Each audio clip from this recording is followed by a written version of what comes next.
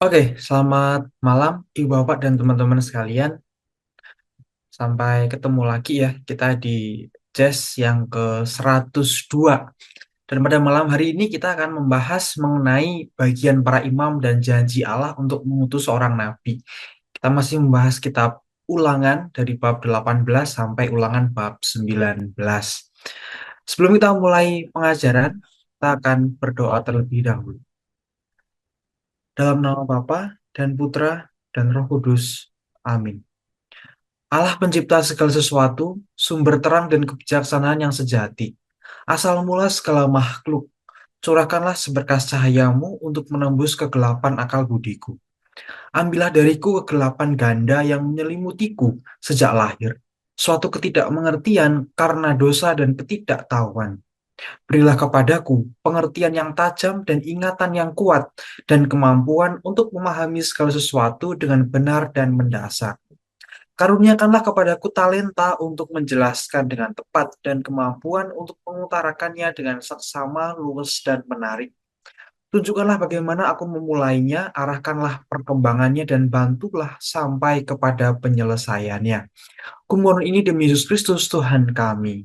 Amin. Kemuliaan kepada Bapa dan Putra dan Roh Kudus, seperti pada permulaan, sekarang, selalu, dan sepanjang segala abad. Amin. Dalam nama Bapa dan Putra dan Roh Kudus. Amin. Kita awali dengan katekismus Gereja Katolik. Beriman adalah suatu kegiatan gerejani. Iman gereja mendahului iman kita, memberi kesaksian, menopangnya, dan memupuknya. Gereja adalah ibu semua orang beriman. Tidak seorang pun dapat mempunyai Allah sebagai Bapa kalau ia tidak mempunyai gereja sebagai ibu. Kita mengimani segala sesuatu yang terdapat dalam sabda Allah yang tertulis atau yang diwariskan dan yang disampaikan oleh gereja supaya diimani sebagai kebenaran yang diwahyukan Allah. Iman itu perlu untuk keselamatan.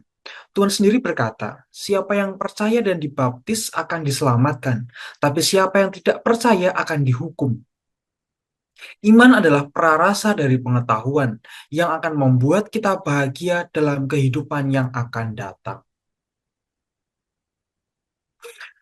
Ulangan 18, penghasilan imam dan orang Lewi. Imam-imam orang Lewi, seluruh suku Lewi, janganlah mendapat bagian milik pusaka bersama-sama orang Israel. Dari korban api-apian kepada Tuhan dan apa yang menjadi miliknya harus mereka mendapat rezeki. Janganlah ia mempunyai milik pusaka di tengah-tengah saudara-saudaranya. Tuhanlah milik pusakanya seperti yang dijanjikannya kepadanya. Inilah hak imam terhadap kaum awam, terhadap mereka yang mempersembahkan korban sembelihan, baik lembu maupun domba. Kepada imam haruslah diberikan paha depan, kedua rahang dan perut besar. Hasil pertama dari gandummu, dari anggurmu dan minyakmu, dan bulu guntingan pertama dari dombamu, haruslah kau berikan kepadanya. Sebab dialah yang dipilih oleh Tuhan Allahmu dari segala sukumu, supaya ia senantiasa melayani Tuhan dan menyelenggarakan kebaktian demi namanya, ia dan anak-anaknya. Apabila seorang Lewi datang dari tempat manapun di Israel, di mana ia tinggal sebagai pendatang, dan dengan sepenuh hati masuk ke tempat yang akan dipilih Tuhan, dan menyelenggarakan kebaktian demi nama Tuhan Allahnya, sama seperti semua saudaranya, orang-orang Lewi yang melayani Tuhan di sana, maka haruslah mereka mendapat rezeki yang sama, dengan tidak terhitung apa yang ia peroleh dengan menjual harta nenek moyangnya. Apabila engkau sudah masuk ke negeri yang diberikan kepadamu oleh Tuhan Allah, maka janganlah engkau belajar berlaku sesuai dengan kekejian yang dilakukan bangsa-bangsa itu. Di antaramu, janganlah didapati seorang pun yang mempersembahkan anaknya laki-laki atau anaknya perempuan sebagai korban dalam api, ataupun seorang yang menjadi petenung, seorang peramal, seorang penelaah, seorang penyihir, seorang pemantra, ataupun seorang yang bertanya kepada arwah atau kepada roh peramal, atau yang meminta petunjuk kepada orang-orang mati. Sebab setiap orang yang melakukan hal-hal ini adalah kekejian bagi Tuhan, dan oleh karena kekejian-kekejian inilah Tuhan Allahmu menghalau mereka dari hadapanmu. Haruslah engkau hidup dengan tidak bercela di hadapan Tuhan Allah. Sebab bangsa-bangsa yang daerahnya akan kau duduki ini mendengarkan kepada peramal, atau petenung, seorang pemantra ataupun seorang yang bertanya kepada arwah atau kepada roh peramal atau yang meminta petunjuk kepada orang-orang mati. Sebab setiap orang yang melakukan hal-hal ini adalah kekejian bagi Tuhan. Dan oleh karena kekejian-kekejian inilah Tuhan Allahmu menghalau mereka dari hadapanmu.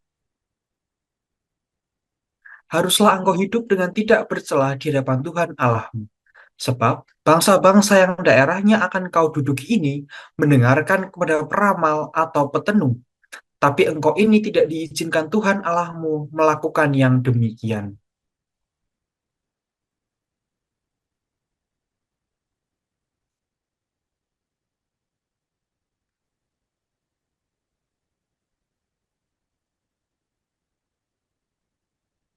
Seorang nabi dari tengah-tengahmu, dari antara saudara-saudaramu, sama seperti aku, akan dibangkitkan bagimu oleh Tuhan Allahmu. Dialah yang harus kamu dengarkan. Tepat seperti yang kamu minta dahulu kepada Tuhan Allahmu di Gunung Horeb pada hari perkumpulan dengan berkata, tidak mau aku mendengar lagi suara Tuhan Allahku, dan api yang besar ini tidak mau aku melihatnya lagi, supaya jangan aku mati. Lalu berkatalah Tuhan kepadaku, apa yang dikatakan mereka itu baik. Seorang baik akan kubangkitkan bagi mereka dari antara saudara mereka, seperti engkau ini. Aku akan menaruh firmanku dalam mulutnya, dan ia akan mengatakan kepada mereka segala yang kuperintahkan kepadanya. Orang yang tidak mendengarkan segala firmanku yang akan diucapkan nabi itu demi namaku, daripadanya akan kutuntut pertanggungjawaban. Tapi seorang nabi yang terlalu berani untuk mengucapkan demi namaku perkataan yang tidak kuperintahkan untuk dikatakan olehnya, atau yang berkata demi Allah lain, nabi itu harus mati. Jika sekiranya kamu berkata dalam hatimu, bagaimanakah kami mengetahui perkataan yang tidak difirmankan Tuhan? Apabila seorang nabi berkata demi nama Tuhan, dan perkataannya itu tidak terjadi dan tidak sampai, maka itulah perkataan yang tidak difirmankan Tuhan. Dengan terlalu berani nabi itu telah mengatakannya, maka janganlah gentar kepadanya. Ulangan 19 mengenai kota-kota perlindungan. Apabila Tuhan Allahmu sudah melenyapkan bangsa-bangsa yang negerinya diberikan kepadamu oleh Tuhan Allahmu, dan engkau sudah menduduki daerah mereka dan diam di kota-kota dan rumah-rumah mereka, maka engkau harus mengkhususkan 3 kota di dalam negeri yang kuberikan Tuhan Allahmu kepadamu untuk diduduki. Engkau harus menetapkan jauhnya jalan dan membagi dalam 3 bagian wilayah negeri yang diberikan Tuhan Allahmu untuk dimiliki olehmu, supaya setiap pembunuh dapat melarikan diri ke sana. Inilah ketentuan mengenai pembunuh yang melarikan diri ke sana dan boleh tinggal hidup apabila ia membunuh sesamanya manusia dengan tidak sengaja dan dengan tidak membenci dia sebelumnya. Misalnya apabila seorang pergi ke hutan dengan temannya untuk membelah kayu, ketika tangannya mengayunkan kapak untuk menebang pohon kayu. Mata kapak terlucut dari gagangnya, lalu mengenai temannya sehingga mati. Maka ia boleh melarikan diri ke salah satu kota itu dan tinggal hidup. Maksudnya, supaya jangan penuntut tebusan darah sementara hatinya panas dapat mengejar pembunuh itu karena jauhnya perjalanan, menangkapnya dan membunuhnya, padahal pembunuh itu tidak patut mendapat hukuman mati karena ia tidak membenci dia sebelumnya. Itulah sebabnya aku memerintahkan kepadamu demikian. 3 kota haruslah kau khususkan, dan jika Tuhan Allahmu sudah meluaskan daerahmu nanti, seperti yang dijanjikannya dengan sumpah kepada nenek moyangmu, dan sudah memberikan kepadamu seluruh negeri yang dikatakannya akan diberikan kepada nenek moyangmu.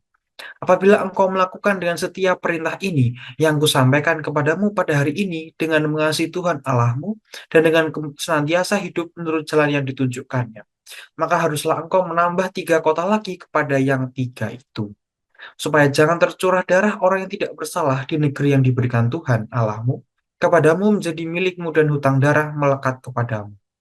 Tapi apabila seorang membenci sesamanya manusia dan dengan bersembunyi menantikan dia, lalu bangun menyerang dan memukul dia sehingga mati, kemudian melarikan diri ke salah satu kota itu, maka haruslah para tua-tua kotanya menyuruh mengambil dia dari sana dan menyerahkan dia kepada penuntut tebusan darah, supaya ia mati dibunuh.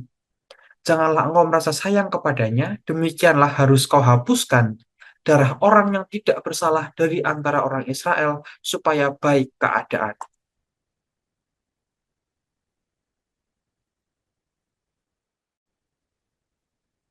Janganlah menggeser batas tanah sesamamu yang telah ditetapkan oleh orang-orang dahulu di dalam milik pusaka yang akan kau miliki di negeri yang diberikan Tuhan Allahmu kepadamu untuk menjadi milik. Satu orang saksi saja tidak dapat menggugat seseorang mengenai perkara kesalahan apapun atau dosa apapun yang mungkin dilakukannya. Baru atas keterangan dua atau tiga orang saksi perkara itu tidak disangsikan. Apabila seorang saksi jahat menggugat seseorang untuk menuduh dia mengenai suatu pelanggaran, maka kedua orang yang mempunyai perkara itu haruslah berdiri di hadapan Tuhan, di hadapan imam-imam dan hakim-hakim yang ada pada waktu itu.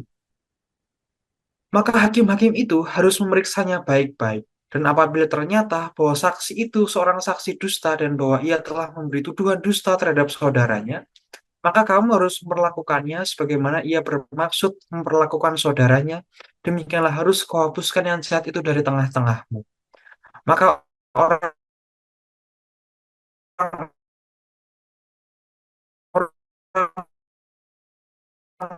orang lain akan mendengar dan menjadi tahu, sehingga mereka tidak akan melakukan lagi perbuatan ganti tangan, kaki ganti kaki. Demikianlah sabda Tuhan. Syukur pada Allah. Ya ini sepertinya internet saya juga stable ya. Karena di sini juga lagi hujan itu, sehingga internet agak terganggu. Oke, penjelasan singkat dari Ulangan 18 sampai 19. Kitab Ulangan pasal 18 memberikan bagi umat Israel terkait spiritualitas dan terkait dengan hukum. Pasal 18 menekankan pentingnya membedakan nabi sejati dari nabi palsu. Allah berjanji akan mengutus seorang nabi seperti Musa dan memperingatkan bahaya mengikuti praktik-praktik mistis. Sementara itu, pasal 19 menggarisbawahi pentingnya keadilan dan perlindungan bagi mereka yang tidak bersalah. Hukum tentang kota-kota perlindungan menunjukkan kasih Allah terhadap manusia dan upayanya untuk mencegah permusuhan yang berkepanjangan. Prinsip-prinsip yang terdapat dalam kedua pasal ini, seperti pentingnya membedakan kebenaran dan kesesatan, keadilan dan peran pemimpin rohani masih relevan hingga saat ini, dan dapat menjadi pedoman bagi kita dalam menjalani kehidupan. Ya, dan demikian bisa direnungkan terlebih dahulu, direfleksikan, kita akan sharing misalkan, ataupun kesaksian. Ada 4 poin yang kita tawarkan, membedakan suara Tuhan. Bahwa di zaman yang penuh dengan informasi ini, bagaimana kita bisa memastikan bahwa kita sedang mendengarkan suara Tuhan atau bukan suara pikiran kita sendiri atau pengaruh budaya sekitar. Bagaimana kita bisa membedakan antara wahyu sejati dengan ajaran sesat. Menghindari praktik mistis. Dengan banyaknya praktik mistis yang dikemas dengan menarik, bagaimana kita bisa menjaga diri dari godaan untuk terlibat dalam praktik itu. Apa konsekuensi spiritual dari mengikuti praktik yang bertentangan dengan firman Tuhan? Keadilan dan pengampunan. Bagaimana kita bisa menerapkan prinsip keadilan dan pengampunan dalam kehidupan sehari-hari? Peran masyarakat dalam konteks masyarakat modern, bagaimana kita bisa menciptakan lingkungan yang aman dan mendukung, terutama mereka yang berada dalam kesulitan. Apa peran kita sebagai individu dalam membangun komunitas yang adil dan penuh kasih? Jadi ada 4 poin yang kita bisa renungkan, kita bisa sharingkan. Dan saya rasa ini adalah hal yang umum ya, artinya pertanyaannya tidak terlalu mengarah pada materi pada malam hari ini, sehingga ibu bapak ataupun teman-teman bisa silakan untuk refleksi dulu dalam waktu 5 menit gitu ya, dan bisa mulai untuk sharing. Begitu, saya beri waktu dulu ya, kita refleksi sejenak. Ya mungkin sedikit lah untuk memicu ya, memicu seperti ada yang mau sharing gitu ya sedikit. Nah, ini terkait pertanyaan nomor satu mungkin ya. Membedakan suara Tuhan gitu kan. Bagaimana di zaman yang penuh informasi ini kita bisa memastikan bahwa kita sedang mendengarkan suara Tuhan. Dan sebenarnya eh, bukan hanya kita memastikan bahwa kita mendengarkan suara Tuhan saja, begitu ya, tapi bagaimana kita dapat menerima informasi yang benar, gitu ya, terhindar dari namanya hoax, gitu kalau zaman sekarang ya. Nah, khususnya apalagi kalau di zaman sekarang itu eh, informasi itu disajikan begitu singkat, begitu ya, mungkin 1 menit, bahkan sekitar 1 menit, begitu. Kalau di YouTube mungkin seperti YouTube Short gitu ya. Kalau di IG atau TikTok mungkin ada istilahnya sendiri, begitu.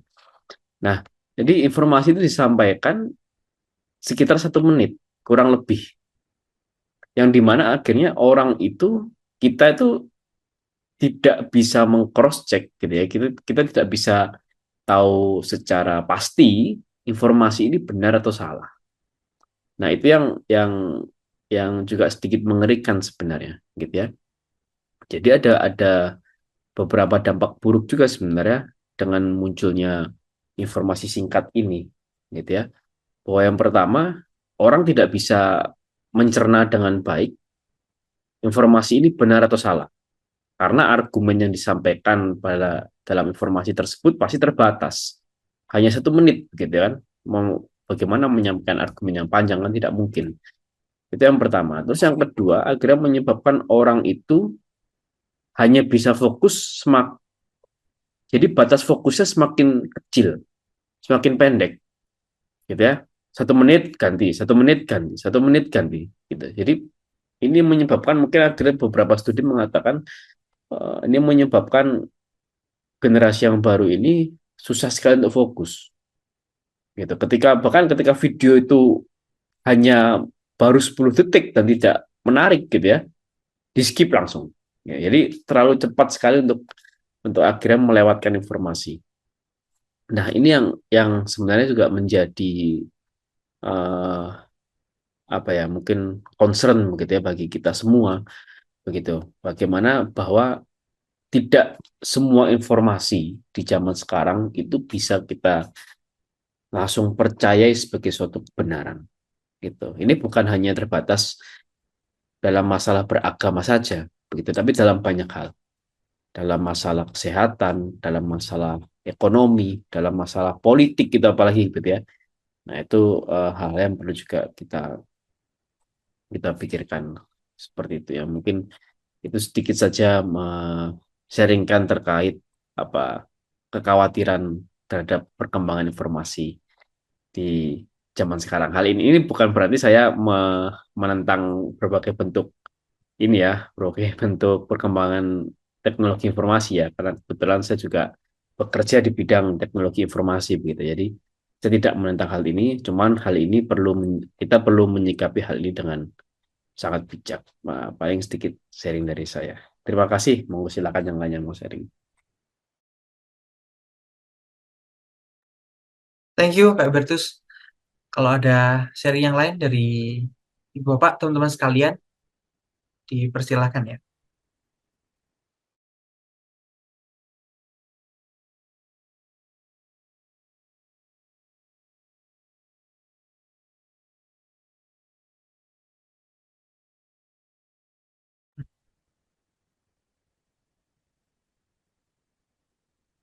Ya, mungkin saya ada sharing sedikit ya. Kalau kemarin kita eh, banyak gitu ya membahas mengenai membedakan suara Tuhan, kehendak Tuhan, terus kemudian perjalanan bangsa Israel gitu.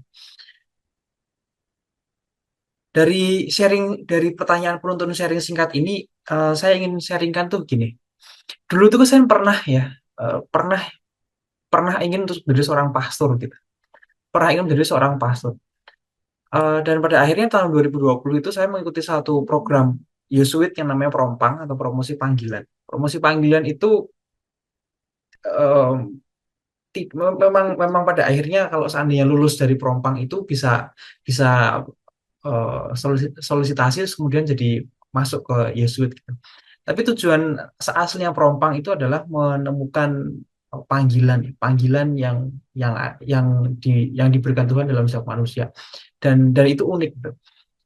Eh, dalam arti yang dalam arti yang spesifik memang panggilan itu berkeluarga ataupun panggilan itu untuk membiara. Tapi kita juga masing-masing kan pasti dipanggil ya sebagai orang tua, sebagai anak dan lain sebagainya. Nah, pada saat saya mengikuti promosi panggilan itu, pada akhirnya saya menemukan panggilan apa ya? Panggilan saya itu tidak memang tidak menjadi pastor. Nah, terus kenapa sampai sepanjang itu saya merasa bahwa aku tuh pengen jadi pastor gitu. Masuk ke seminari. Dulu saya SMA tuh sudah keterima di Mertoyudan, tapi sama ibu saya diminta untuk masuk ke Loyola gitu. Dan akhirnya kita berantem. eh Pada akhirnya saya menemukan bahwa selama ini memang saya eh, banyak apa ya, banyak berkedok atau banyak memiliki topeng di di bagian pelayanan ataupun di bagian panggilan. Tidak ada motivasi saya gitu, motivasi saya untuk menjadi seorang pastor apakah apakah yang melayani, tapi ada suatu motif, saya pengen dihargai ketika omongan saya itu banyak didengar oleh oleh banyak orang. Nah, dari hal-hal semacam ini akhirnya saya menyadari bahwa tidak ti- tidak hanya menjadi pastor, eh, tidak hanya melalui jalan sebagai pastor sehingga tujuan saya yang utama untuk melayani Tuhan itu tercapai gitu. Sehingga bagaimana kita bisa memastikan bahwa kita sedang mendengarkan suara Tuhan atau bukan suara pikiran kita sendiri atau pengaruh budaya sekitar? Bagaimana kita bisa membedakan antara wahyu sejati pun ataupun ajaran sesat? Mungkin kalau yang kedua nanti di pengajaran ada. Tapi kalau bagi saya ya, bagaimana kita bisa memastikan bahwa kita sedang mendengarkan suara Tuhan atau bukan suara pikiran kita sendiri? Nah, itu memang sulit ya. Saat ini kita merasa bahwa ini kayaknya Tuhan tuh menghendaki saya untuk masuk dalam biara misalnya. Atau Tuhan tuh kok sepertinya ingin saya tuh melayani di sini. Dalam eh, refleksi Ignatian itu harus hati-hati. Saya tidak mengatakan tidak, tapi itu harus hati-hati. Jangan-jangan kita bersembunyi dalam dalam topeng pelayanan ataupun eh, sedang mendengar suara Tuhan, padahal bukan. Maka salah satu tolok ukur yang selama ini saya pegang adalah mengenai buah-buahnya. Kalau itu memang suara Tuhan memang dilakukan, buahnya pasti akan baik untuk semuanya, gitu. Terus kemudian saya tuh tertarik mengenai peran masyarakat ya dalam dalam kehidupan yang apa ya yang modern saat ini. Kita mengalami disrupsi COVID-19, terus kemudian selama 3 tahun tiba-tiba komunitas tuh hilang. Komunitas tuh tiba-tiba muncul lagi dari nol. Semuanya tuh begitu. Entah mulai dari choir, komunitas doa, mungkin komunitas apa Legio Maria, mungkin komunitas bahkan Miss Dinar gitu. Semuanya OMK juga. Semua itu mengawali dari awal orang-orang yang masih masih masih bisa nggak sih, masih relevan nggak sih orang-orang yang dulu itu eh, melayani kembali gitu ya di komunitas ini, sedangkan regenerasi kan belum belum terjadi. Nah, tapi yang ingin saya tekankan dalam dalam sharing pada malam hari ini terutama itu adalah peran peran ataupun pendampingan dari masing-masing dari kita terhadap terhadap komunitas itu yang saat ini tuh diperlukan suatu rasa sense of belonging. Saya pernah pernah menyampaikan itu di House of Praise ya, hari hari apa tuh, entah pertemuan yang kapan itu saya juga lupa ya. Tapi pernah satu kali saya memang merasa perlu bahwa sense of belonging atas setiap anggotanya terhadap terhadap komunitas itu perlu di apa ya perlu ditumbuhkan kembali sebagaimana kita bisa berkomunitas itu sampai sebelum COVID. Memang itu akhirnya banyak sekali yang quote unquote tidak relevan. Misalkan ada yang sudah menikah, ada yang sudah pindah pekerjaan, ada yang sudah harus merawat orang tuanya dan lain sebagainya. 3 tahun itu benar-benar kita kosong, sama sekali tidak ada update, hampir tidak ada update gitu ya terhadap orang-orang eh, yang pernah menjadi menjadi partner kita dalam pelayanan ataupun dalam pekerjaan barangkali gitu. Jadi dalam konteks masyarakat modern, bagaimana kita bisa menciptakan lingkungan yang aman dan mendukung bagi semua orang, terutama bagi mereka yang berada dalam kesulitan? Apa peran kita sebagai individu dalam membangun komunitas yang adil dan penuh kasih? Nah, mungkin yang bisa saya sharingkan mungkin pertanyaan kedua ya. Kalau untuk yang pertama, saya juga kurang ngerti gitu. Apa peran kita sebagai individu dalam membangun komunitas yang adil dan penuh kasih? Dalam membangun komunitasnya saja dulu ya, kalau yang adil dan penuh kasihnya itu mungkin mengikuti selagi kegiatannya nanti akan bertambah banyak.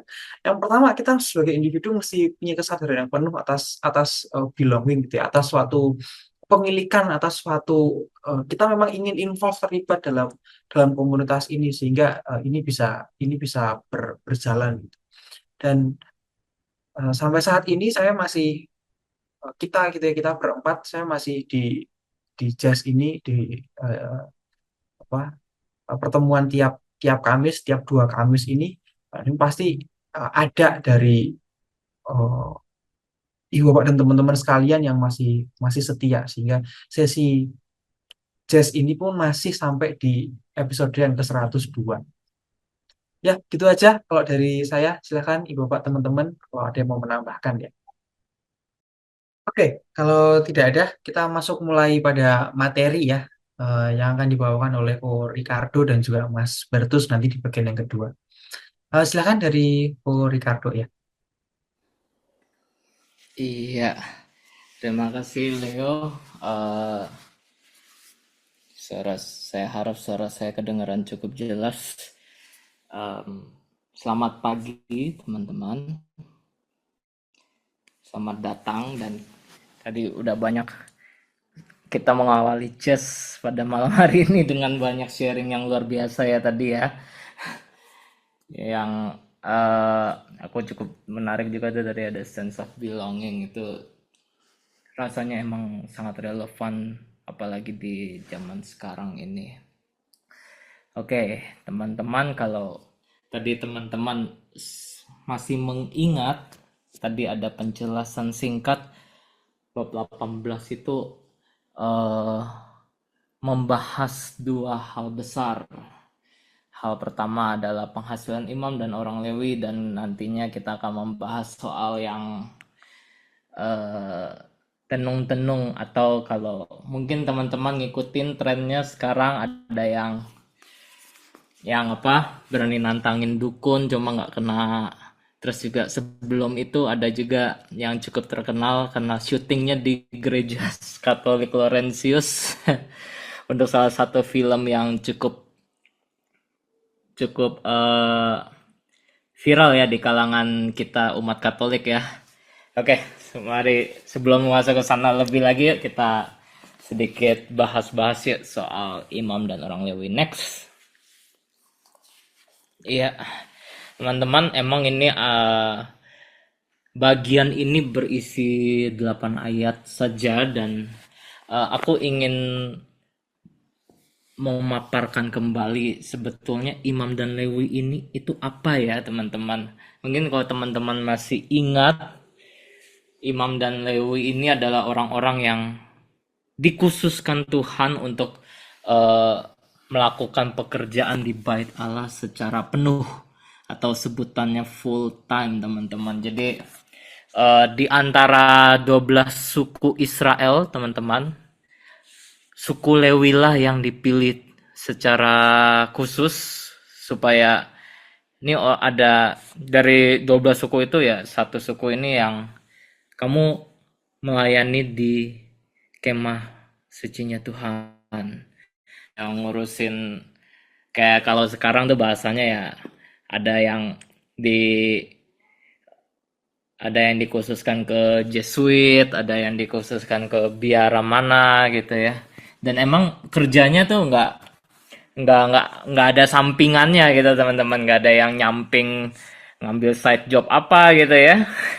Emang full, mereka full 24 jam mikirin bagaimana bait Allah ini bisa terawat tanda kutip ya, bisa berjalan. Nggak yang kalau kita kan mungkin saat ini umat Katolik tuh kalau ke gereja mungkin sekali seminggu, jadi kayaknya tuh kesannya gereja itu bukanya tuh cuma hari Minggu tok, Senin sampai Selasa libur gitu ya.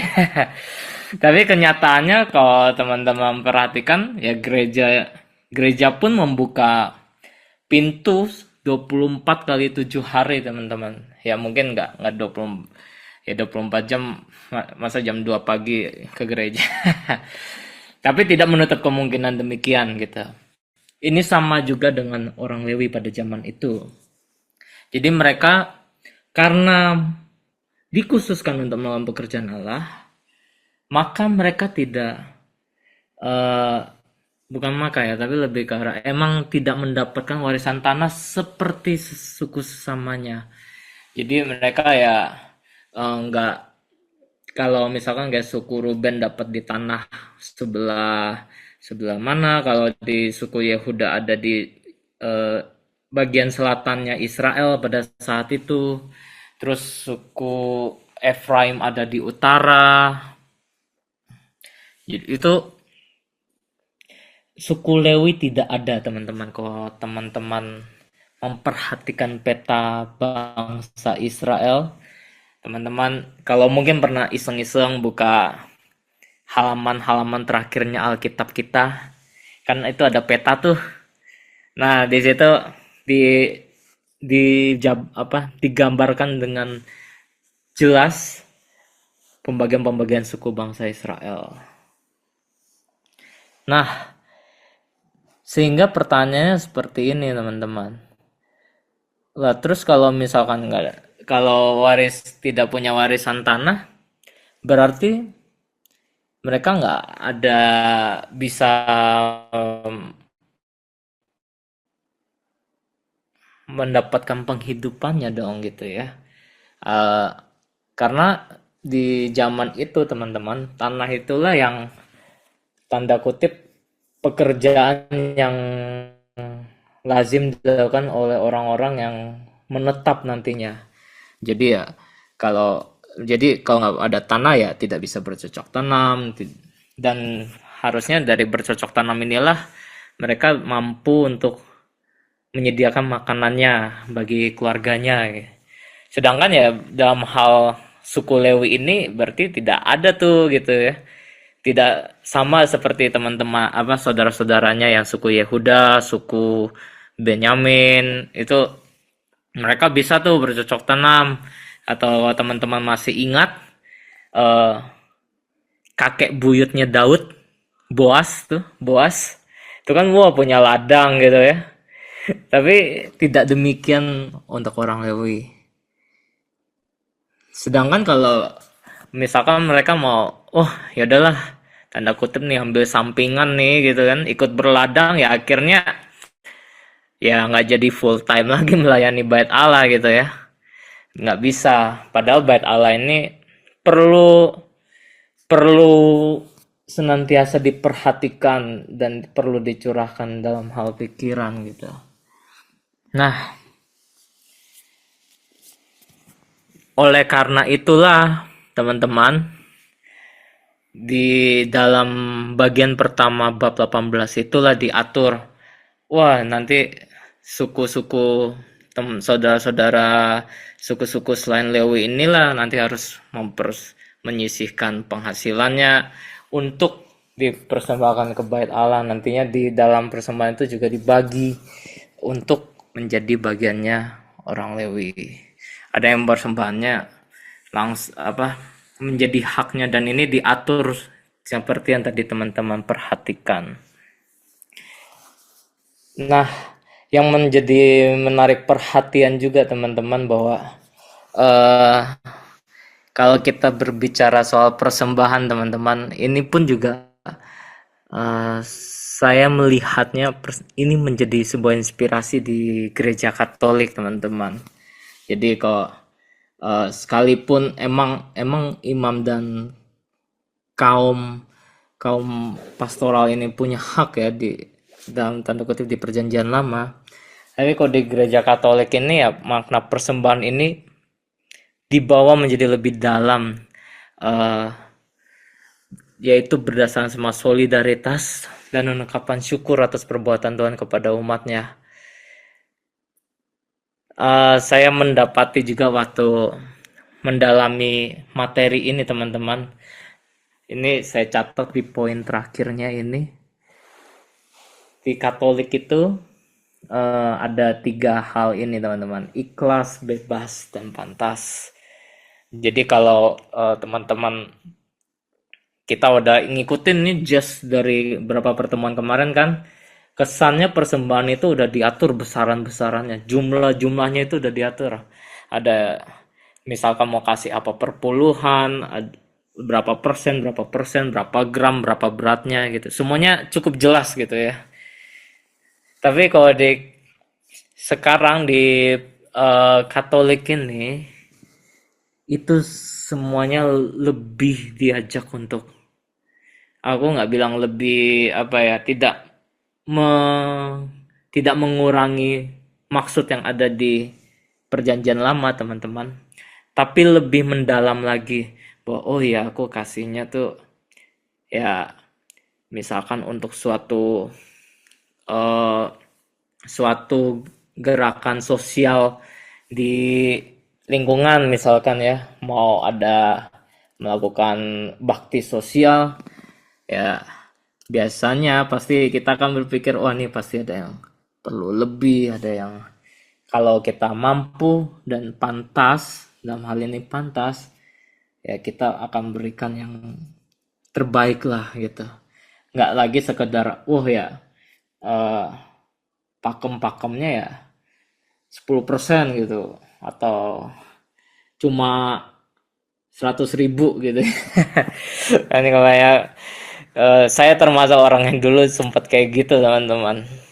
Wah dulu buat yang dibatasin pokoknya kalau kasih kantong kolektor 2.000 gitu ya. Tapi kalau sekarang udah eh, lebih menyesuaikan dengan keadaannya teman-teman. Ya, jadi kita di sini lewat lewat bagian ini teman-teman kita belajar bahwa semuanya ini bagian penghasilan ini memang persembahan itu nggak cuma sekedar sebuah kewajiban, dan walaupun emang itu adalah hak untuk orang para pastor, tapi kita bukan lagi melihat ke bagian sisi ini adalah sebuah hak dan kewajiban, tapi adalah sebuah keinginan untuk bisa membantu sesama teman-teman. Oke, next. Nah, aku rasa ada beberapa yang menanti-nantikan part ini juga, bertenung dan bernubuat teman-teman. Mari lanjut lagi.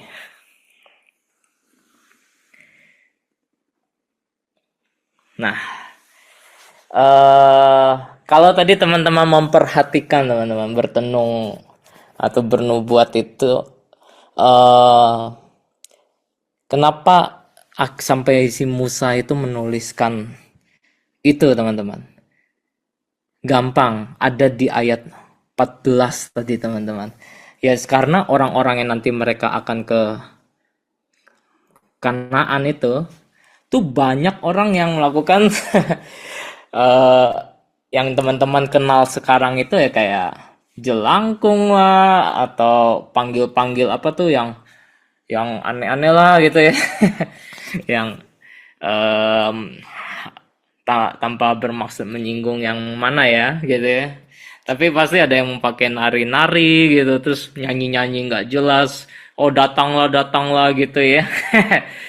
Memanggil arwah, dan emang waktu itu sudah tidak baru lagi kalau mungkin teman-teman dengar ya orang ke dukun buat tanda kutip tahu masa depannya. Ya berarti orang zaman dulu itu emang dari dulu sampai sekarang ketakutannya sama. Kita nggak pernah bisa tahu apa yang terjadi di masa depan. Saking khawatirnya teman-teman, ya namanya orang dulu belum kenal Tuhan ya gitu. Ya apa yang dilakukan untuk supaya bisa menjawab pertanyaan itu gitu ya?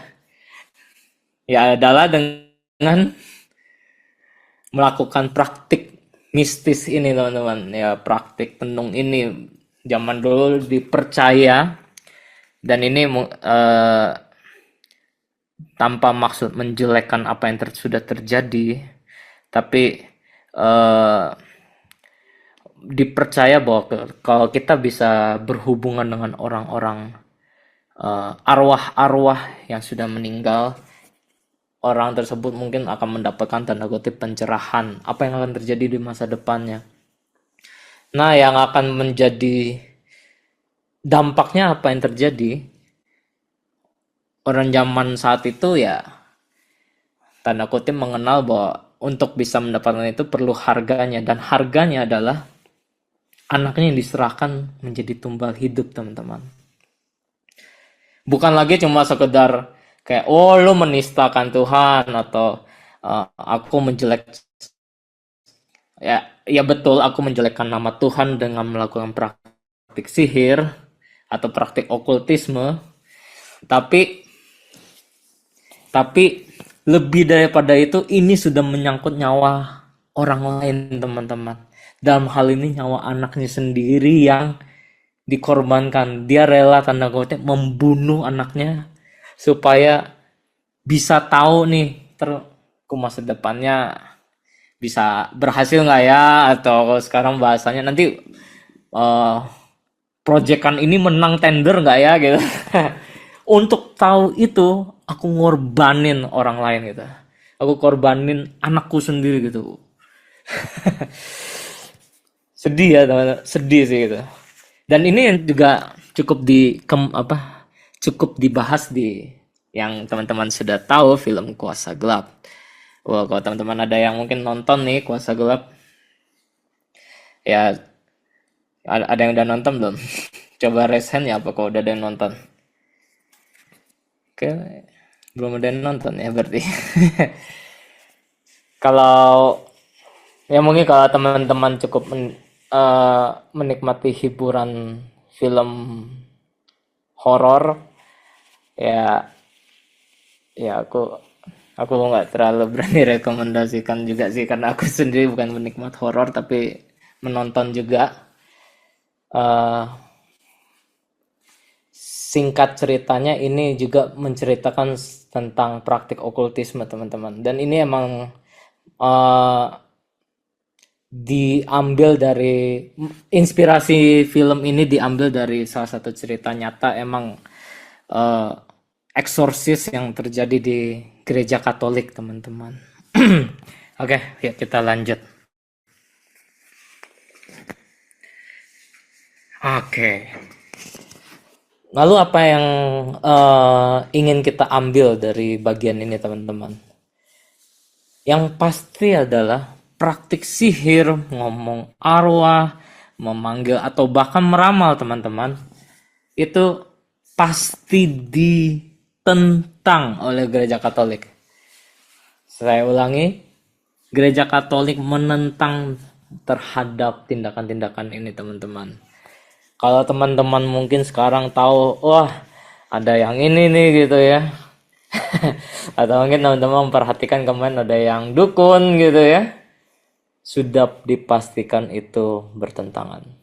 Gereja mungkin teman-teman ada yang saat ini mungkin sekarang merasa kayak, wah aku tergerak nih untuk mencari tahu nih soal masa depan saya, soal jodoh saya gitu, atau soal pekerjaan nih gitu, atau nanti mau tahu nih Bitcoin naik atau enggak gitu ya.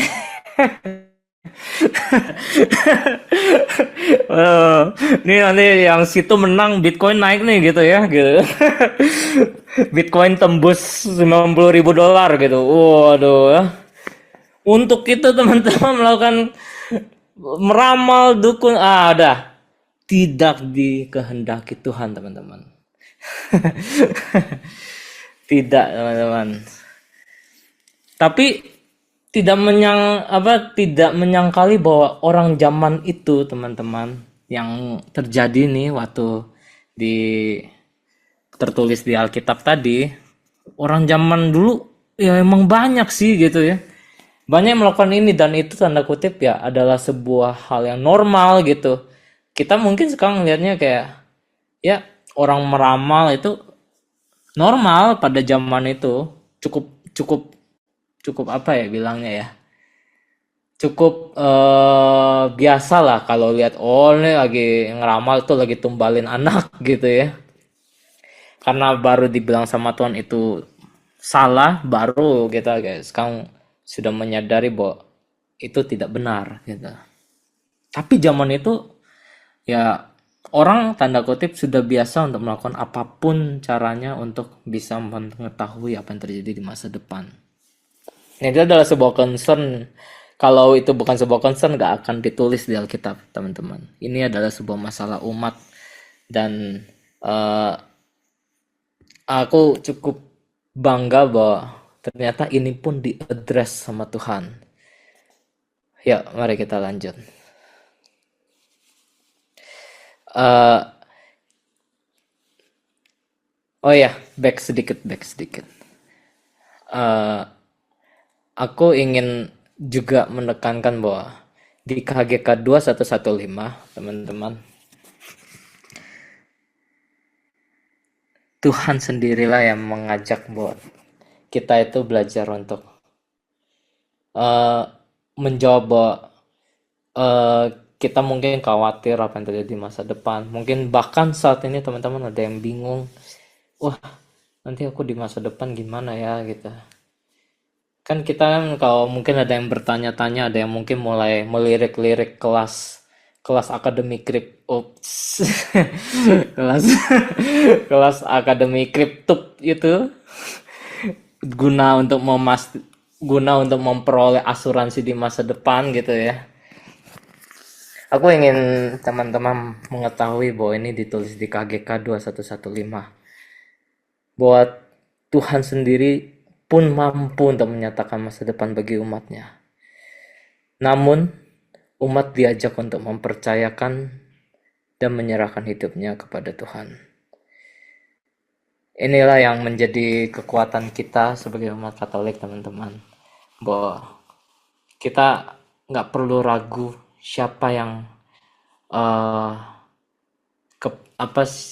siapa penanggung jawab hidup kita, teman-teman. Mungkin teman-teman di sini yang lagi khawatir, wah nggak jelas nih gitu, mungkin bulan depan udah mulai habis nih gitu ya.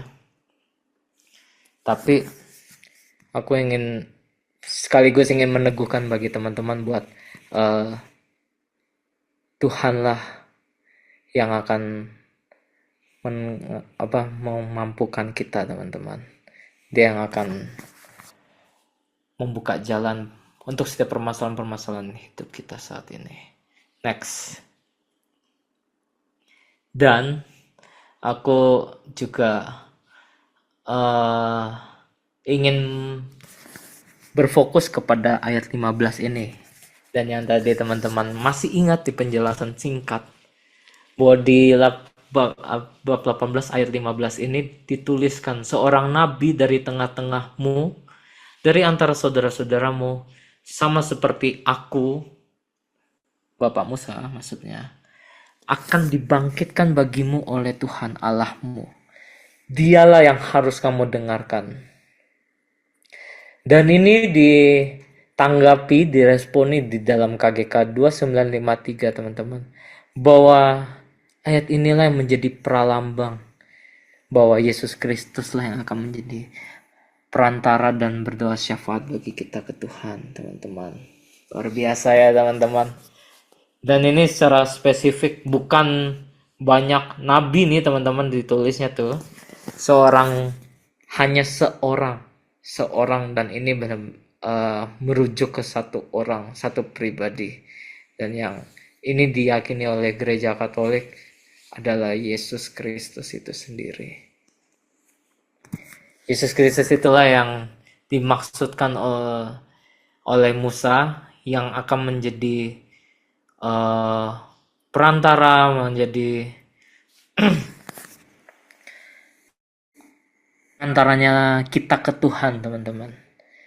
Dan lewat dialah juga kita banyak mengenal nubuat yang sebenarnya. Jadi kalau teman kita udah tadi bingung seperti apa sih masa depan, bernubuat itu juga adalah salah satu cara yang Tuhan menyatakan apa yang akan terjadi di masa depan kepada umatnya. Oke, next lagi.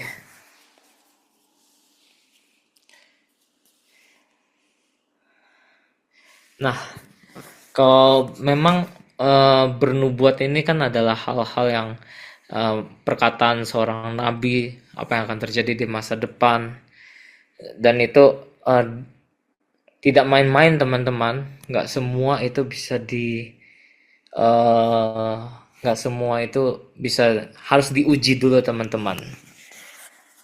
Kok apa nubuat, misalkan banyak juga di level-level personal kan ada yang merasa ini yang cukup menarik kan, eh, ketika kita tanda kutip merasa ada seseorang yang mungkin kita senangi, lalu tanda kutip kita bernubuat, Tuhan memberikan pesan kepada saya bahwa nanti kamu adalah menjadi pasangan hidup saya gitu kan, dan itu kebenarannya sangat-sangat sekali diragukan gitu ya. Dan ini juga, dan ini nggak main-main teman-teman bernubuat ini. Jadi aku tekankan sekali lagi bahwa zaman itu orang-orang pada zaman itu cukup terbiasa dengan ingin tahu apa yang terjadi di masa depan. Sehingga nubuat ini juga menjadi tanda kutip solusi yang resmi nih dari Tuhan saat itu buat menyatakan, oh nanti apa yang harus dilakukan, apa yang harus dijalankan gitu ya. Dan ini sangat lebar sekali menjadi celah untuk uh, dimanfaatkan gitu ya. Dan inilah ditulis bahwa kalau nabi dia benar adalah seorang nabi, perkataannya itu akan diuji. Ujinya bagaimana? Kalau itu benar dari Tuhan pasti terjadi. Selesai. Kalau tidak akan cukup fatal, dan apalagi ini kan berbicara terhadap sebuah bangsa ya. Kita udah bicaranya udah perkataan untuk 5 sampai 100.000 orang gitu ya. Hampir ya 100 ribuan orang ya gitu ya. Jadi tidak boleh terlalu berani, tidak boleh tidak boleh ada meleset sedikit pun setiap firman Tuhan yang diucapkan. Kalau enggak ya dihukum mati gitu aja.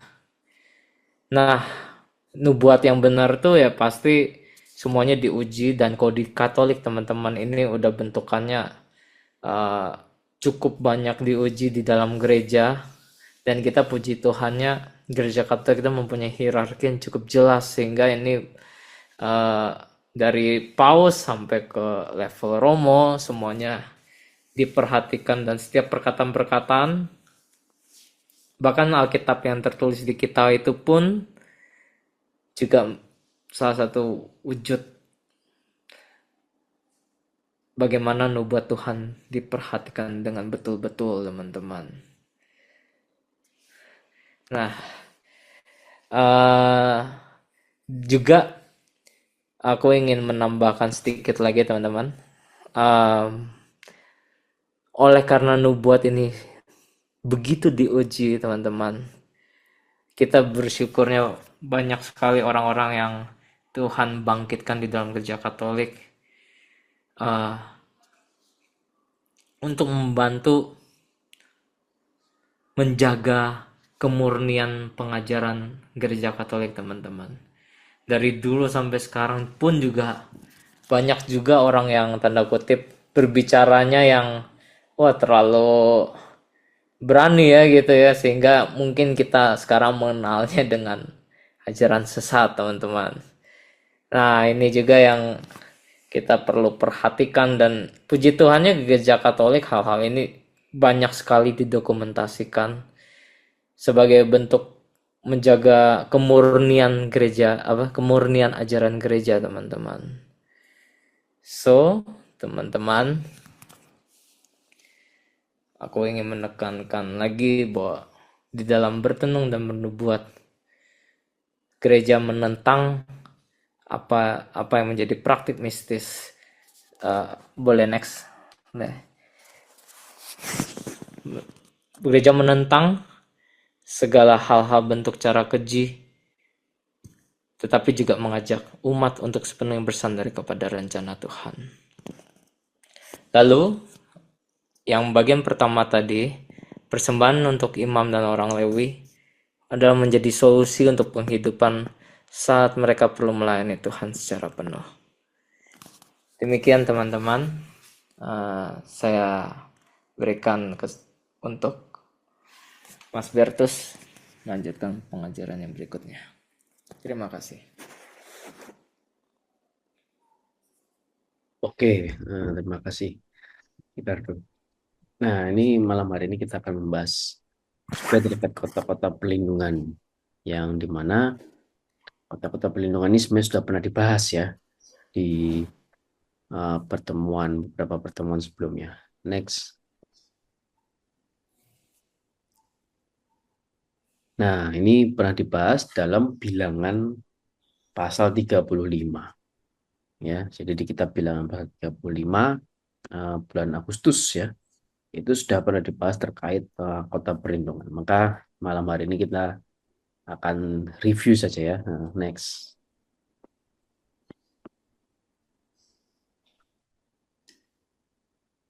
Nah, maka di sini sebenarnya nanti dalam Yosua, kitab Yosua itu diberikan penjelasan ya, daftar 6 kota perlindungan. Itu tiga kota di sebelah barat Sungai Yordan, 3 kota juga di sebelah timur Sungai Yordan. Nah, untuk 3 kota sebelah timur Sungai Yordan itu sudah disampaikan dalam kitab Ulangan 4. Gitu ya. Nah, ini suara saya masih terdengar ya. Oke. Kitab Ulangan pasal 4. Masih kedengaran. Oke. Soalnya ada tanda unstable. Nah, Golan, Ramot, sama Bezer. Nah, walaupun di kitab Ulangan 19 ini tidak disebutkan kotanya begitu, tapi kemungkinan besar ya 3 kota sebelah barat gitu ya, Kadesi, Sikem, sama Kriyat Arba. Next.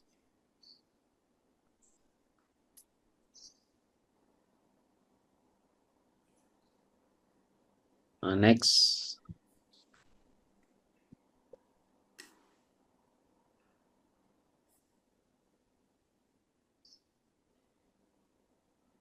Oke, nah kemudian relevansinya pada masa kini apa kota perlindungan ini? Nah, kota perlindungan ini adalah simbol perlindungan dari Allah kepada Israel. Dan kemudian gereja itu adalah rumah Allah dan perlindungannya di dunia memberontak. Pengkhianatan terhadap gereja adalah pengkhianatan terhadap Allah. Dan gereja adalah kota perlindungan bagi kita sebagai satu komunitas dan satu tubuh. Next.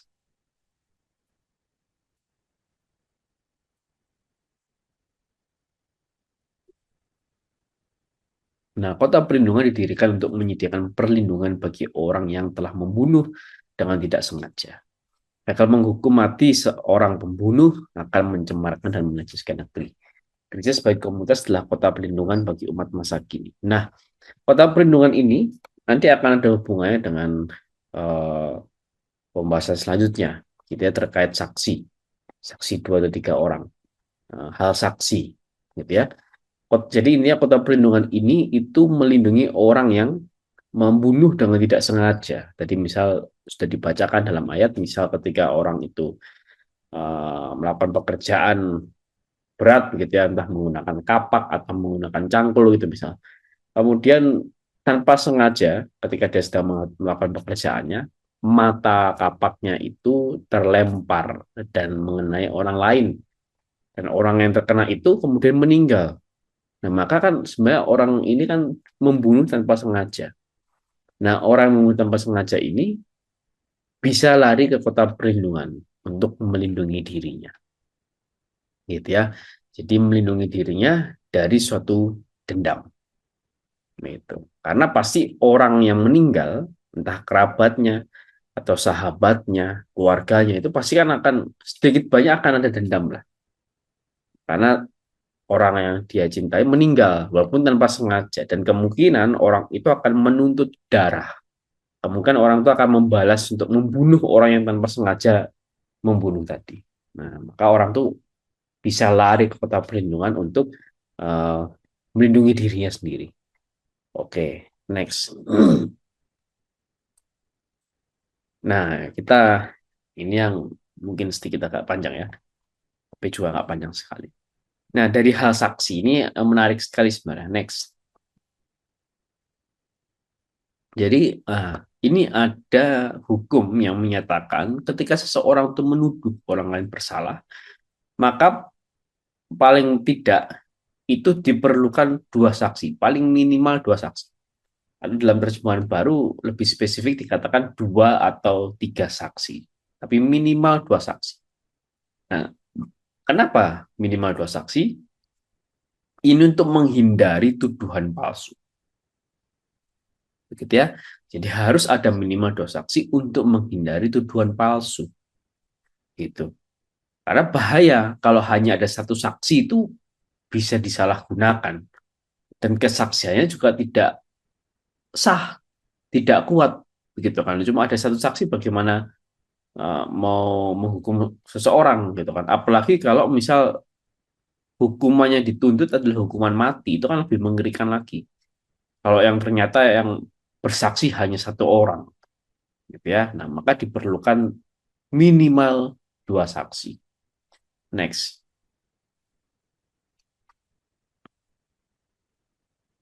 Nah, ternyata menariknya apa? Eh, mengenai dua atau tiga saksi ini itu juga diadopsi oleh komunitas Kristen mula-mula dalam Matius pasal 8. Kita coba lihat ayatnya ya. Next. Secara lengkap, dari kopinya secara lengkap. Matius pasal 18 ayat 15 sampai 20. Kita coba baca di sini. Apabila saudaramu berbuat dosa, tegurlah dia di bawah empat mata. Jika ia mendengarkan nasihatmu, engkau telah mendapatnya kembali. Jika ia tidak mendengarkan engkau, bawalah seorang atau dua orang lagi. Supaya apa? Supaya atas keterangan dua atau tiga orang saksi, perkara itu tidak disangsikan. Nah, ini mengacu kepada kitab Ulangan 19 yang kita sedang bahas malam hari ini ya. Tapi kemudian tidak berhenti sampai sana. Jika ia tetap tidak mau mendengarkan mereka, sampaikanlah soalnya kepada jemaat. Dan jika ia tidak mau juga mendengarkan jemaat, pandanglah dia sebagai seorang tidak mengenal Allah atau seorang pemungut cukai. Nah, jadi terkait dua atau tiga orang saksi, ini digunakan oleh orang Kristen dalam hal untuk memang mengadili seseorang. Gitu ya, menegur seseorang. Dalam hal ini menegur seseorang. Jika ketika ada saudara kita yang berdosa, kita tegur empat mata. Gitu ya. Jadi kita tegur empat mata. Tapi dia masih bebal, dia masih ngeyel, tidak mau mendengarkan, tidak mau bertobat. Kita bawa dua atau tiga orang saksi. Tapi dia masih bebal, masih ngeyel, ya kita sampaikan kepada jemaat, tapi juga masih tidak mau mendengarkan jemaat, ya pandanglah dia sebagai seorang yang tidak mengenal Allah, atau istilah kerennya adalah ekskomunikasi, gitu ya, dalam tanda kutip diusir, gitu ya, ekskomunikasi. Pandanglah dia sebagai seorang tidak mengenal Allah. Nah, ini ternyata digunakan, gitu ya. Jadi hukum terkait dua atau tiga orang saksi ini digunakan oleh orang Kristen mula-mula untuk menegur seseorang, ya kan, dalam hal ini menjatuhi hukuman ekskomunikasi. Nah, tapi menariknya lagi, perikop ini tidak berhenti di sini saja, gitu ya. Tapi perikop ini dilanjutkan, Tuhan Yesus mengungkapkan, aku berkata kepadamu, sesungguhnya apa yang kamu ikat di dunia ini akan terikat di surga. Dan apa yang kamu lepaskan di dunia ini akan terlepas di surga. Dan lagi aku berkata kepadamu, disinggung lagi terkait dua tiga orang. Jika dua orang daripadamu di dunia ini sepakat meminta apapun juga, permintaan mereka itu akan dikabulkan oleh Bapakku yang di sorga. Sebab di mana dua atau tiga orang berkumpul dalam namaku, di situ aku ada di tengah-tengah mereka. Nah, ini menarik. Ternyata dua atau tiga orang ini bukan hanya dipakai untuk menegur seseorang, tapi juga Tuhan Yesus pakai untuk memberikan pengajaran terkait mengabulkan doa. Pertanyaannya adalah, kenapa dua atau tiga orang? Begitu ya. Apakah satu orang saja itu kemudian doanya tidak dikabulkan? Tidak begitu. Tapi maksudnya apa? Dengan dua orang atau lebih itu sepakat atas satu hal, artinya satu permintaan itu demi kepentingan bersama. Begitu ya, bukan untuk kepentingan pribadi. Jadi at least untuk kepentingan dua orang, untuk kepentingan bersama. Apalagi kalau tiga orang, untuk kepentingan tiga orang, apalagi untuk 100 orang, 1.000 orang, 1 juta orang gitu. Jadi ini suatu permohonan menunjukkan bahwa ini suatu permohonan untuk kepentingan bersama. Nah, inilah yang yang pasti akan dikabulkan oleh Tuhan, gitu maksudnya. Pasti Bapa di sorga akan mengabulkan. Kenapa? Karena kepentingan ini, permohonan ini bukan untuk kepentingan satu orang, tapi untuk kepentingan bersama. Nah, disinilah muncul konsep, bukan muncul konsep ya, disinilah memperkuat konsep komunitas. Perlunya komunitas. Dengan berkomunitas kita bisa mengerti, kita intensi sesama, kita bisa mengerti apa pergumulan sesama. Misal di musim sekarang ini gitu ya, dengan kita berkomunitas gitu ya, atau mungkin dalam dunia pekerjaan kita bisa mengerti bahwa ternyata concern apa pergumulan orang sekarang ini apa sih? Kesehatan misal. Karena banyak sekali orang yang sedang sakit zaman-zaman sekarang gitu ya, orang sedang batuk, flu, demam begitu ya. Atau ternyata bukan hanya kesehatan, ternyata apa? Ekonomi misal. Karena banyak sekali orang-orang masih masih terpuruk ekonominya begitu. Nah, hal seperti itu kan menjadi akhirnya suatu permohonan bersama untuk kepentingan bersama.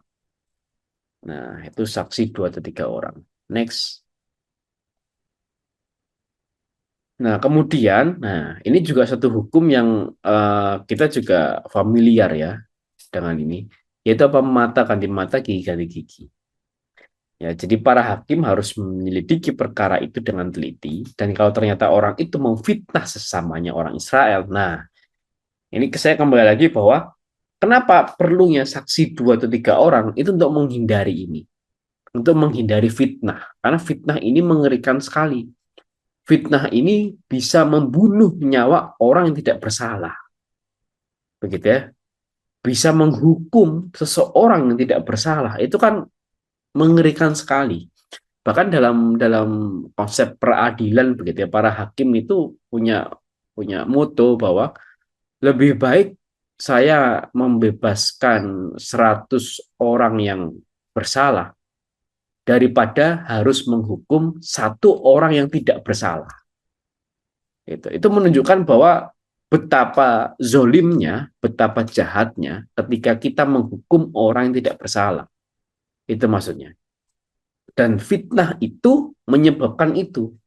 Fitnah itu menyebabkan hukuman dijatuhi kepada orang tidak bersalah. Itu kan betapa jahatnya. Ya, maka diperlukan saksi 2 atau 3 orang itu untuk menghindari fitnah.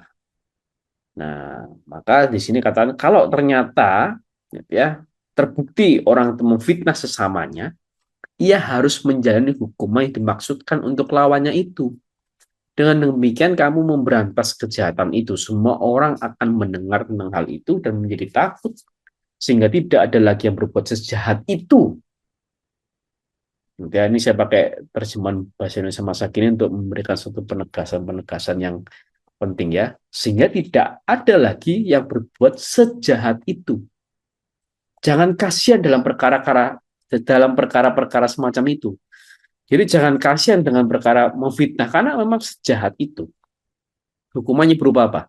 Nyawa ganti nyawa, mata ganti mata, gigi ganti gigi, tangan ganti tangan, dan kaki ganti kaki.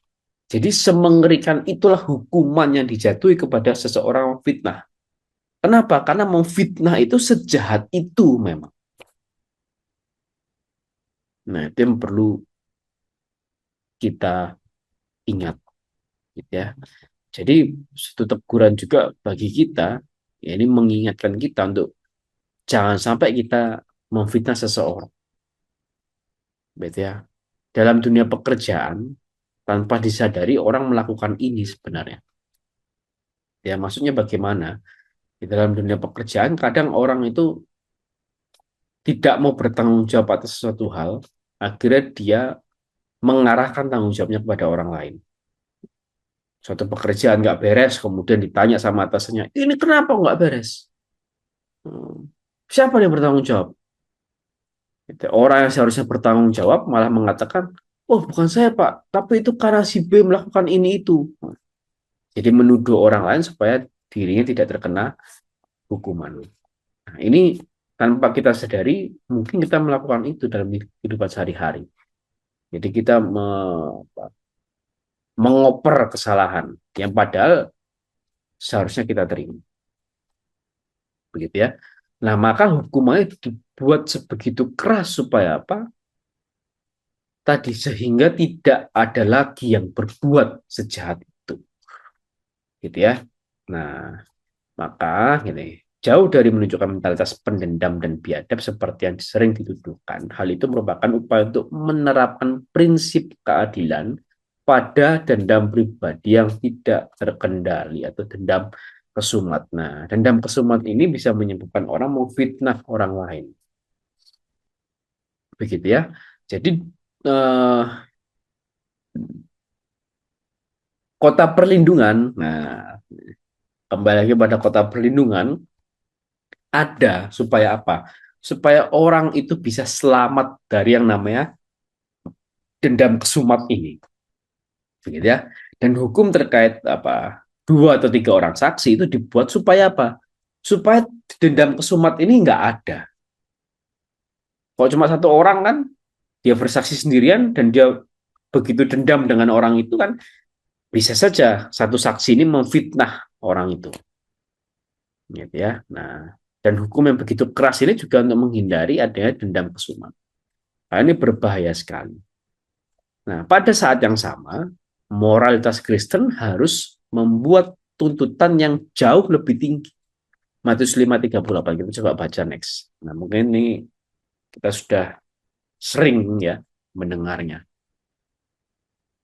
Bagaimana pengajaran Tuhan Yesus sendiri terkait hal ini. Matius 5:38-42. Kamu telah mendengar firman, ini kata Tuhan Yesus, mata ganti mata dan gigi ganti gigi. Tetapi aku berkata kepadamu, janganlah kamu melawan orang yang berbuat jahat kepadamu. Melainkan siapapun yang menampar pipi kananmu, berilah juga kepada pipi kirimu. Ini maksudnya menampar tanpa kita melakukan kesalahan apapun, gitu ya. Jadi kita tidak melakukan kesalahan apapun, tapi orang lain memberikan hukuman kepada kita. Ya, seperti dalam kasus memfitnah tadi. Tapi justru kita tidak boleh melawan. Gitu ya. Tapi justru berilah juga kepada pipi kirimu, kata Tuhan Yesus. Dan kepada orang yang hendak mengadukan engkau karena mengingini bajumu, serahkanlah juga jubahmu. Dan siapapun yang memaksa engkau berjalan sejauh 1 mil, berjalanlah bersama dia sejauh 2 mil. Berilah kepada orang yang meminta kepadamu, dan janganlah menolak orang yang meminjam kepadamu. Seperti Leo ini ya. Coba.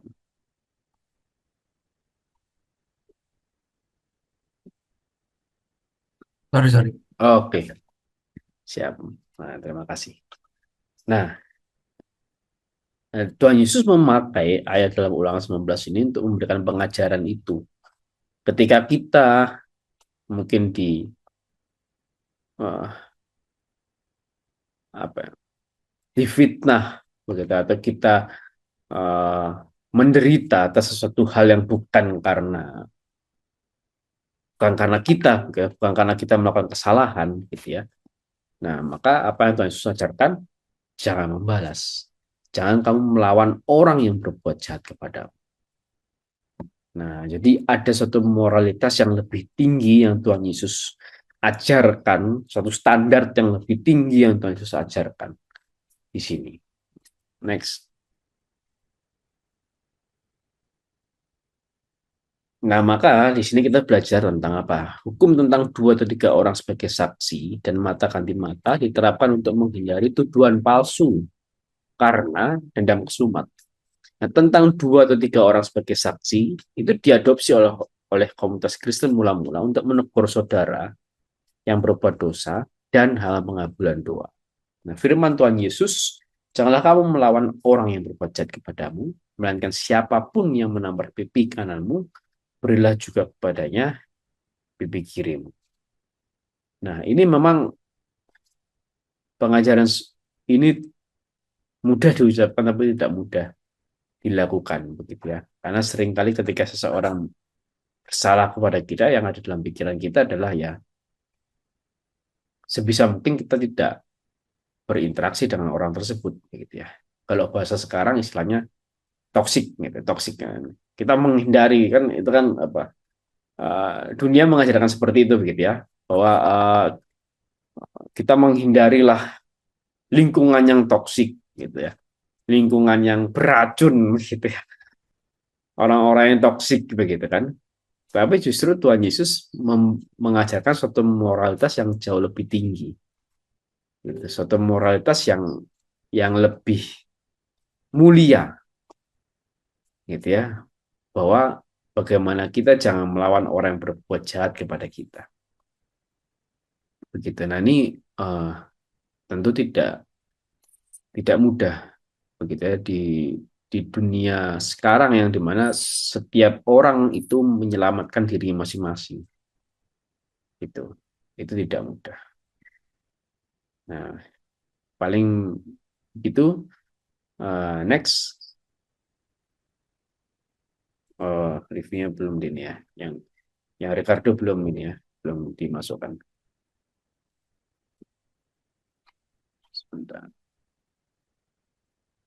Nah, yang Ricardo tadi terkait penghasilan imam dan orang Lewi dan bertenung dan bernubuat, itu persembahan untuk imam dan orang Lewi dapat menjadi solusi untuk penghidupan di saat mereka perlu melayani Tuhan secara penuh. Dan umat itu diajak untuk tidak mengandalkan cara-cara yang keji, tetapi sepenuhnya bersandar kepada rencana Tuhan. Nah, kota perlindungan, kita belajar bahwa kota perlindungan didirikan untuk menyediakan perlindungan bagi orang yang telah membunuh dengan tidak sengaja. Gagal menghukum mati seorang pembunuh akan mencemarkan dan menjadikan negeri. Gereja sebagai komunitas adalah kota perlindungan bagi umat masa kini. Dari hal saksi kita belajar apa? Hukum tentang 2 atau 3 orang sebagai saksi dan mata kaki mata diterapkan untuk menghindari tuduhan palsu karena dendam kesemut. Tentang 2 atau 3 orang sebagai saksi diadopsi oleh komunitas Kristen mula-mula untuk menegur saudara yang berbuat dosa dan hal pengabulan doa. Firman Yesus mengatakan, gitu ya, janganlah kamu melawan orang yang berbuat jahat kepadamu, melainkan siapapun yang menampar pipi kananmu, berilah juga kepadanya pipi kirimu. Nah, paling sekian. Terima kasih. Saya kembalikan ke Leo. Monggo silakan. Ya, terima kasih Mas Bertus dan juga Ricardo atas renungannya ya, materinya pada malam hari ini sungguh luar biasa. Ada 4 hal itu ya bisa kita pelajari ya mengenai Imam Lewi dan juga mengenai kota-kota perlindungan. Nah, dari Bapak dan teman-teman sekalian, apakah ada tambahan, kesaksian, ataupun pertanyaan terkait materi kita pada malam hari ini? Saya persilahkan ya. Seandainya ada, boleh.